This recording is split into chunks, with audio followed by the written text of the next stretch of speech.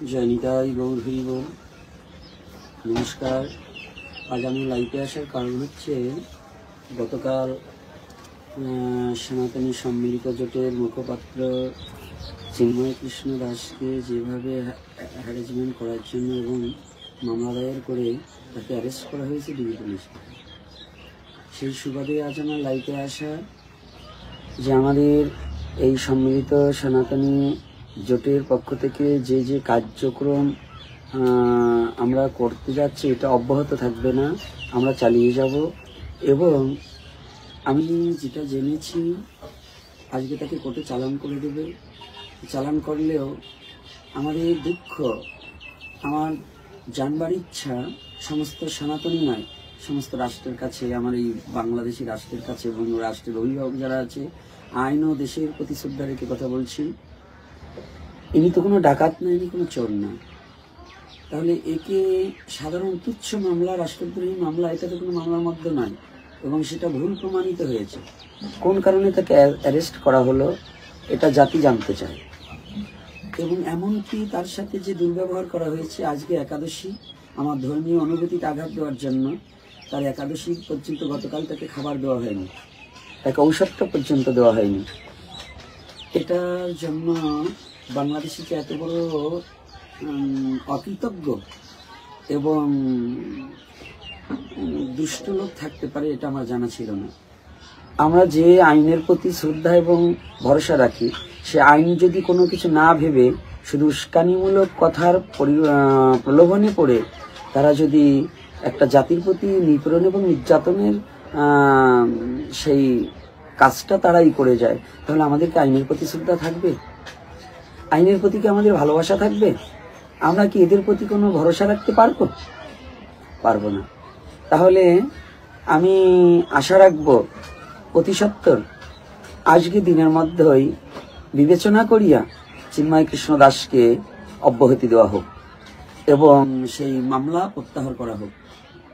আর দ্বিতীয়তে, আমাদের সারা বাংলাদেশে যেখানে সনাতনী সম্মিলিত জোটের ভক্তবৃন্দ এবং যারা চিন্ময় কৃষ্ণকে চান এবং আমাদেরকে চান যে সনাতনী সুস্থ রাখার জন্য, সনাতনী জাতিকে নিরাপদে রাখার জন্য যারা কাজ করছে, তাদের যারা চান, আমাদের মানববন্ধন করব বটে, কিন্তু সবাইকে আমি বলে দিতে চাই, কিছু দুষ্ট প্রকৃতির লোক, কিছু সন্ত্রাসী লোক আমাদের এই সমাবেশের মধ্যে ঢুকে রাষ্ট্রের সম্পদকে নষ্ট করার জন্য এবং আমাদের দোষী সাব্যস্ত করার জন্য, সন্ত্রাসী তৈরি করার জন্য, এরা রাষ্ট্রীয় সম্পদ নষ্ট করার জন্য এরা একটা চক্রান্ত চালাচ্ছে।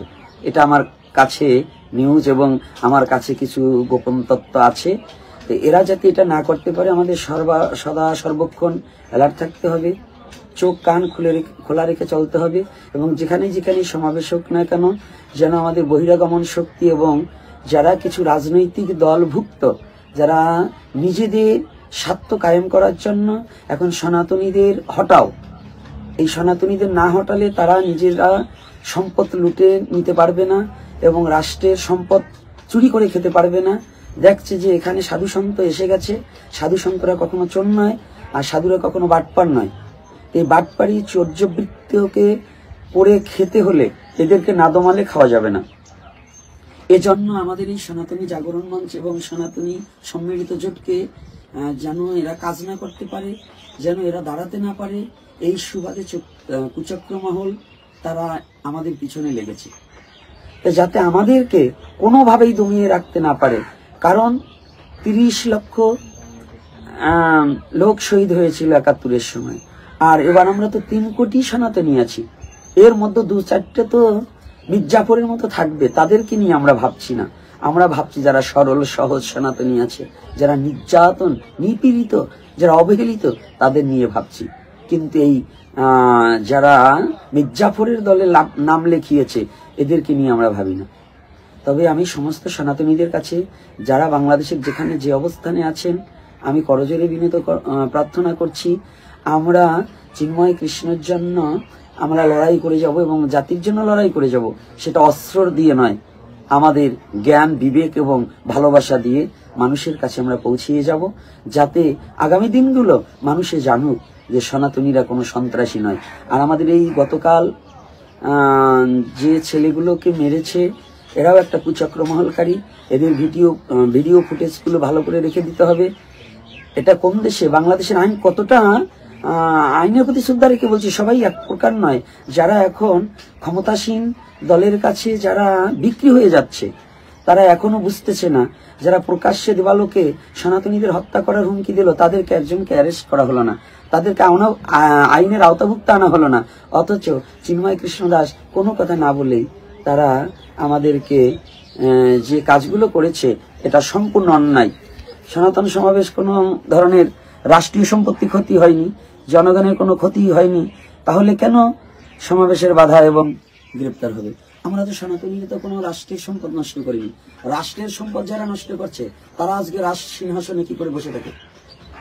যারা রাষ্ট্রের সম্পদকে চুরি করে নিয়েছে, যখন 5ই আগস্টের পরে যখন সরকার পতন হলো, স্বাধীনতার নামে বাংলাদেশের রাষ্ট্রীয় সম্পদকে যারা লুটে খেয়েছে, তারা আজকে বড় বড় লেকচার দিচ্ছে, তারা বড় বড় প্রতিষ্ঠানে বসে আছে, তারা বড় বড় জায়গায় বসে আছে। তাদের আইনের আওতায় না এনে এই রাষ্ট্রীয় সম্পদগুলো কোথায় গেল? সরকার পতন হয়েছে, এই সম্পদগুলো তো সরকারের নয়, এই সম্পদটা আমাদের রাষ্ট্রের, আমার আপনার সবার। কিন্তু হে বাংলাদেশি জনগণ, হিন্দু মুসলমান বৌদ্ধ খ্রিস্টান এটা কথা নয়, রাষ্ট্রীয় সম্পদ তো হিন্দু মুসলমান বৌদ্ধ খ্রিস্টান সবার। তাহলে যারা রাষ্ট্রীয় সম্পদকে নষ্ট করলো তাদের বিচার হচ্ছে না, অথচ যারা রাষ্ট্রের জন্য, যারা সম্মান, রাষ্ট্রকে সম্মান প্রদানের জন্য এবং আইনকে সম্মান দেখানোর জন্য আমরা যারা কাজ করে যাচ্ছি, আমাদেরকে নির্যাতন সহ্য করতে হচ্ছে। আমাদের এমনকি একটা ঔষধ পর্যন্ত কালকে দেওয়া হয়নি চিন্ময় কৃষ্ণ দাসকে। এটা কি নির্ভরতা নয়? এটা কি মনুষ্যত্ব? এটা কি বাঙালির পরিচয়? এটা কি আইনের পরিচয়? এটা কি রাষ্ট্রপ্রেমিকের পরিচয়? এটা কি রাষ্ট্রদ্রোহীর পরিচয় নয়? সে কি এমন কি করেছে? সে কি জঙ্গি সংগঠন? যারা জঙ্গি সংগঠনের সাথে পাকিস্তানিদের সাথে কাজ করছে, যারা পাকিস্তানের সাথে লিঙ্ক আছে, তারা কি করে উপর মহলে উচ্চ পদস্থ কর্মচারী হিসেবে উচ্চ জায়গায় বসে আছে? তাদের কেন আইনের আওতাভুক্ত আনা হচ্ছে না? তাদেরকে আনা হোক। অনতি বিলম্বে, একেবারে অতি সত্বর চিন্ময় কৃষ্ণকে আমাদের এই মাঝে দিয়ে দেওয়া হোক এবং তার সমস্ত নিঃস্বার্থে তার সমস্ত মামলা প্রত্যাহার করা হোক। এবং যাদের নির্দেশে আমরাও এখনো কিছু পেয়ে গেছি, আমরাও যাচ্ছি, এবং সনাতনীদের মধ্যেও কিছু মির্জাফরের সৃষ্টি হয়েছে, এই মির্জাফরগুলোকেও জানিয়ে দিতে চাই, আজকে তুমি যাদের সাথে হাত মিলাতে যাচ্ছ এবং তোমরা হাত মিলিয়ে, যদি চিন্ময়ের সাথে ইসকনের কোনো মনোদ্বন্দ্ব থাকে, সেটা ইসকন নিজে গোপনে বসে মিটিয়ে নেবে। কিন্তু সনাতনীকে বিপদে ফেলার জন্য চিন্ময়কের পিছনে যদি কোনো ষড়যন্ত্র, যদি কোনো ইসকনের সাধুরও থাকে, আমার ভাইয়েরও থাকে, তাহলে তাকেও কিন্তু ছাড় দেওয়া হবে না। এটাও কিন্তু এই জনগণ ছাড়বে না। জনগণ কিন্তু এটা কিন্তু তার প্রতি কিন্তু ক্ষুব্ধ হবে এবং সেটা কিন্তু আমরা ট্যাকেল দিতে পারবো না। জনগণ সততা চায়, জনগণ সত্য চায়, ন্যায়ের প্রতীক হিসেবে কাজ চায়, তারা অন্যায়ের প্রতীক হিসেবে চায় না। জনগণ এই বাংলাদেশকে, জনগণ চাইলে অনেক কিছু করতে পারে, জনগণের ঊর্ধ্বে কিছু নয়, এটা জেনে রাখবেন। একজন চিন্ময় কৃষ্ণকে, একজন গোপীনাথকে, একজন কুশল বরণকে হত্যাই নয় করে ফেলবেন, কিন্তু লাখো লাখো কোটি কোটি কুশল বরণ চক্রবর্তী, চিন্ময় কৃষ্ণ, গোপীনাথ দাঁড়িয়ে যাবে। এটা নিয়ে কিন্তু কেউ ভয় পাবার নয়। সারা বাংলাদেশের সনাতনীদের বলতে চাই, আমাদের কার্যক্রম অব্যাহত থাকবে না, কার্যক্রম এগিয়ে যাবে, কিন্তু আমাদের কার্যক্রম অব্যাহত করার জন্য কুচক্রমহলকারী কিছু সন্ত্রাসী লোক, কিছু এই রাষ্ট্রের সম্পদকে নষ্ট করিয়া আমাদের প্রতি দোষটা পাবার জন্য চেষ্টা করছেন। এটা যেন না হয়। প্রতিটা ছেলে মেয়ে, আমাদের ছেলে মেয়েদেরকে বলছি, বাবা যেখানে যে থাকুক, নিরাপদে থাকুক, সুস্থ থাকুক, এবং যারা আমাদের প্রতি অন্যায় অত্যাচার করছে, অতি সত্ত্বর তাদের পতন হবেই, ভগবানের তরফ থেকে তাদের পতন করে দেবেই। এরা কোনোদিন, কোনো অন্যায়কারী কোনোদিন মাথা চারা দিয়ে দাঁড়াতে পারেনি। আমরা কোনো জনগণকে উস্কানি দিচ্ছি না, আমরা ন্যায্য অধিকার দাবি রাখতে আমরা রাজপথে নেমেছি। সাধু সন্তের ছেলে মেয়ে নেই। আর যারা রাজপ্রাসাদ করছে, যারা গাড়ি করছে, বাড়ি করছে, আমাদের এমন কোনো বাড়ি গাড়ি নেই। আসুন দুদক লাগিয়ে দিয়ে আমাকে চেক করা হোক। আমরা নিজেরা দুমুঠো খাওয়া পর্যন্ত বন্ধ করে দিয়েছি। আমরা শুধু এখন একবার কিংবা দুবার দুটো খেয়ে জীবন ধারণ করে আমরা আমার সনাতনী রক্ষার কাজে লেগেছি। কিন্তু আমাদের পিছনে কেন এই যে প্রশাসন লেগেছে? তাহলে কি প্রশাসন বসবো কুচক্র মহলের সাথে হাত মিলিয়েছে? প্রশাসনকে শ্রদ্ধা করি, কিন্তু এমন যদি কর্ম করা হয় তাহলে কিন্তু জনগণ ছাড়বে না, জনগণ কিন্তু ছাড়বে না। এটা ভেবে তারপরে আপনারা এগিয়ে যান। আমি প্রতিটা মানবকে বলছি, প্রতিটা সনাতনী নয়, শুধু বাংলার প্রতিটা জনগণকে বলছি, হিন্দু মুসলমান বৌদ্ধ খ্রিস্টান, আপনারা এখনো বিবেকের মধ্য দিয়ে বিবেচনা করুন। কারা বাংলার দাঙ্গা বাজিয়েছে, কারা অত্যাচার করেছে, কারা ধর্ষণ করেছে, এগুলোকে নিয়ে একটু বিশ্লেষণ করুন। আজকে ধর্ষক প্রকাশ্যে ঘুরে বেড়ায় আর সাধুদেরকে গ্রেপ্তার করা হয়। এটা কি বাংলার নীতি? এটা কি আইনের নীতি? এটা আইনের নীতি হতে পারে না। তাই আমি বলতে চাই যে আপনারা যেখানে যে কাজটা করবেন একটু ভেবে চিন্তে করাটা দরকার ছিল।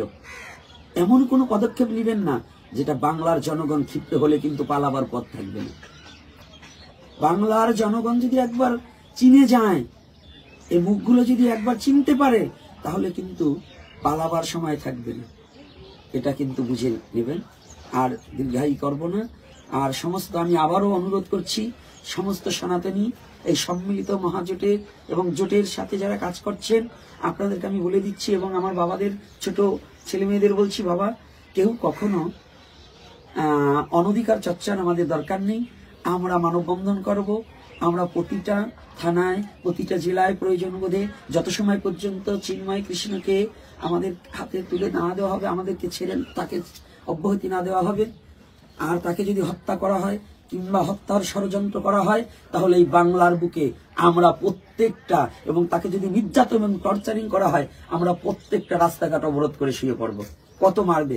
3 কোটি এখনো যদি হিসাবে যদি 3 কোটি বাংলায় থেকে থাকি, না হলে 200 লোক আমাদের বিরুদ্ধে কাজ করবে, কারণ তারা মির্জাপুর হয়ে গেছে, তাদের রক্তের সাথে বেইমানি করবে।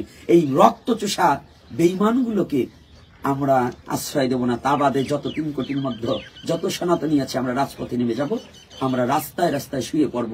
সারা ঢাকা শহরকে আমরা ঘেরাও করে আমরা শুয়ে পড়ব যত সময় পর্যন্ত চিন্ময় কৃষ্ণকে অব্যাহতি না দেওয়া হবে এবং এই ষড়যন্ত্র চক্র মহল থেকে আমাদেরকে নিষ্কৃতি না দেওয়া হবে। এবং আমাদের প্রতিটা সমাবেশকে যদি বাধা দেওয়ার চেষ্টা করে, আমরা যত বাধা দেবে আমরা ততটা কঠোর পদক্ষেপ গ্রহণ করব।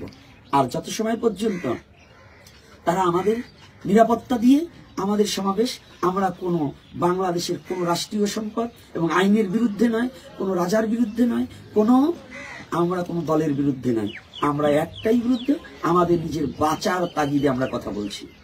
আমরা কোনো দলের বিরুদ্ধে নয়।